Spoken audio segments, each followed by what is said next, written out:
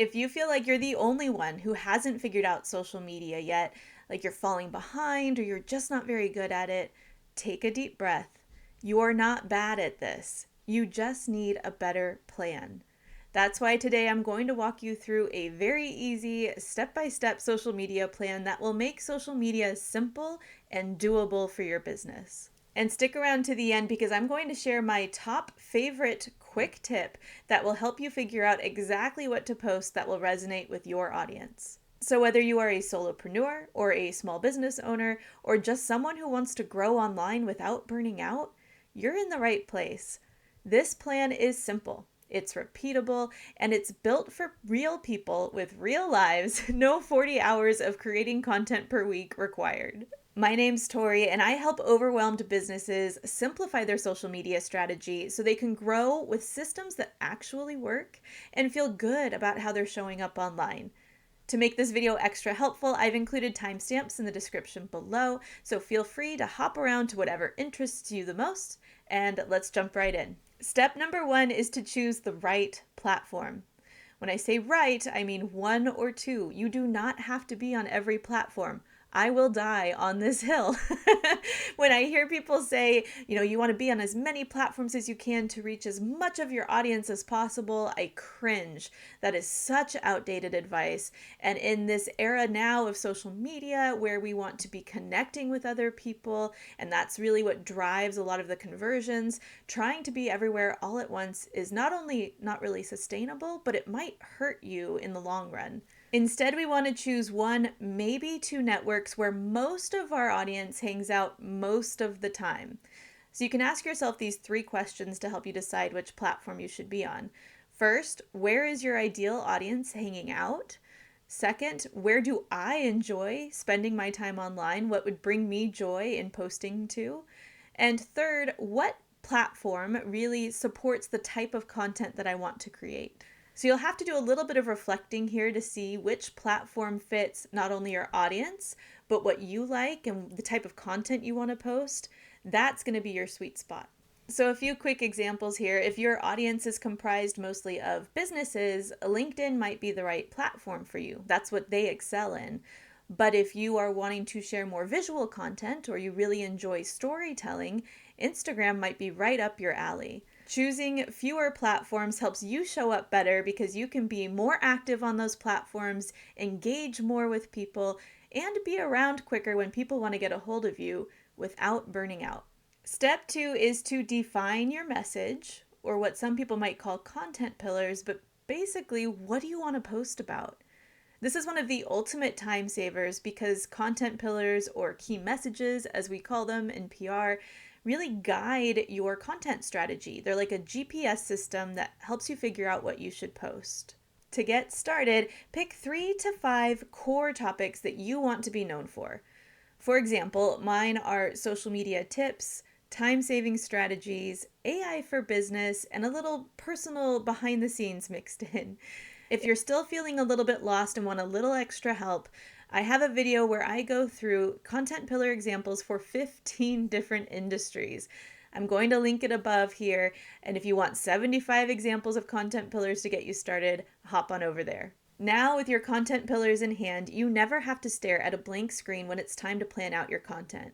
You always have built-in brainstorm ideas waiting for you. Plus, when you post from your content pillars, your audience knows what to expect from you and they remember you for something specific, one of your core topics. Step 3 is to set a posting schedule and stick to it. This might be the most important lesson in this video. You do not need to post to social media every day. In fact, I'm going to repeat it for people who missed it the first time. You do not have to post to social media every day. In fact, please don't post to social media every day, especially if you have less than 10,000 followers. If you have less than 10,000 followers, studies have shown that your content will reach less people. You'll get less engagement. And overall, your content won't do as well. We know the algorithm does not want to show all of your followers all of your content. So if you are posting too often, your content is actually competing against itself with the algorithm, and the algorithm's going to pick what it thinks people want to see the most.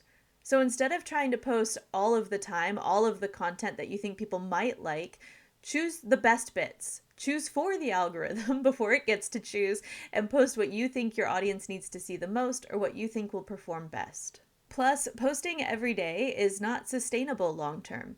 If you are running a business or have a full-time job, it's not something you're going to be able to do consistently. So instead, we're going to set a schedule we can stick to. Maybe that's once per week, maybe it's 2 or 3 times per week. Whatever that schedule is that we decide we can do, we're going to stick with that ongoing. Because having one post a week that's really impactful and really important to your audience is a lot better than bursting 6 times with posts in 2 days and then ghosting them for a week. Pick the best bits that you have to share and share them consistently over the month. Step 4 is to find tools that save you time. And the one that I want to share today is ChatGPT. Because if you have ever stared at your phone trying to write the same caption 15 times, wondering why you're such a bad writer and why it never sounds right, same. I've been there.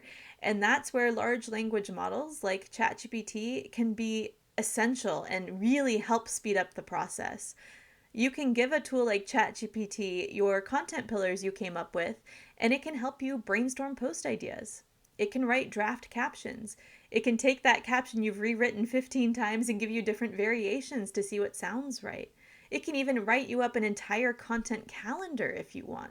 Now, if you're not sure how to use ChatGPT to do this or how to write prompts, or if you've tried and maybe it sounded like AI or too robotic or not like you, I have something that can help. I have a free copy and paste prompt guide for social media with the exact prompts that I use to save myself time and help me write social media posts.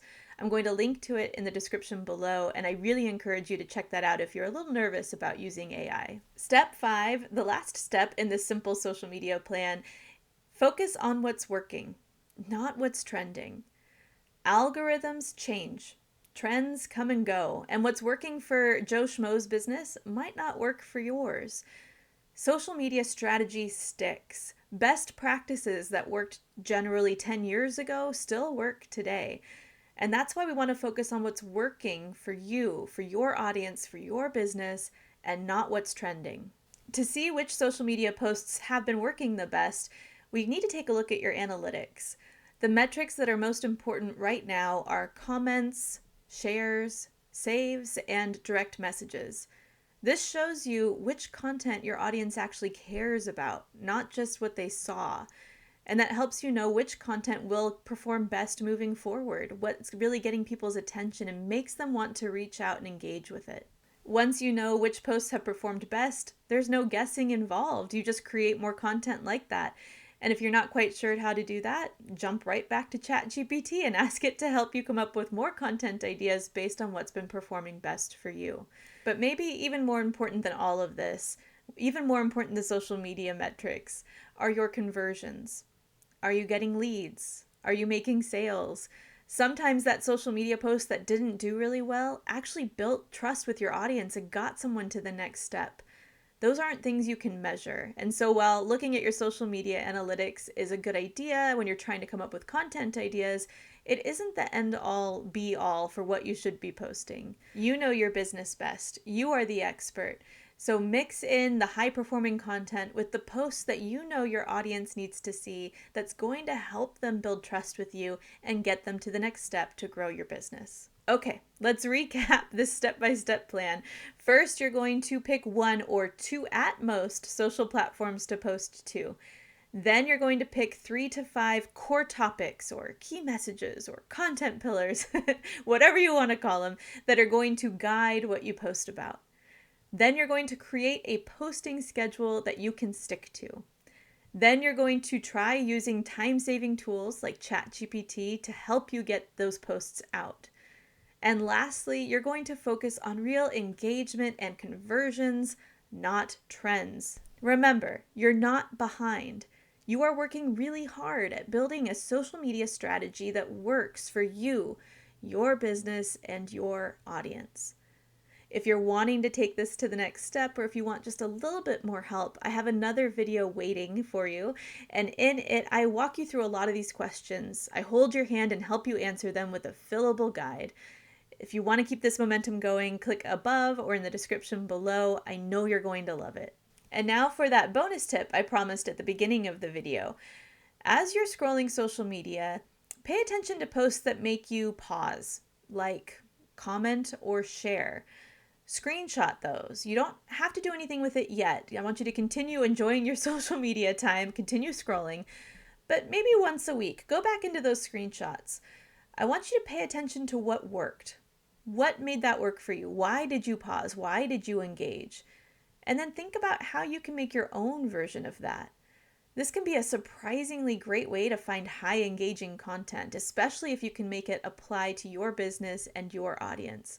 And it's a great way to make sure you're never staring at a blank caption box ever again.